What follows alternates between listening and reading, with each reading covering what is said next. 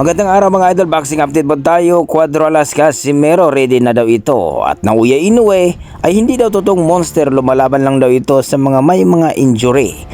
Well mga idol, yan ang ating pag-uusapan mga idol. Crawford, kailangan umakyat ng 164 pounds mga idol para mapalaban dito kay Saul Canelo Alvarez. Kumbaga cut switch sila dito sa 164. Yan ang ating pag-uusapan ngayon mga idol. Pero kung bago kayo sa ating YouTube channel, baka pwede makahingi ng isang like, subscribe at pakipindot na rin ang ating notification bell.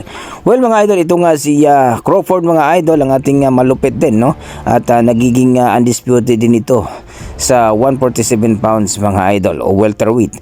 Na kung saan mga idol, umakyat na ito ng junior middleweight mga idol, 154 mga idol. At dito nga no, na itong si Crawford para mapalaban daw dito kay Canelo Alvarez ay mag-cut switch sila ng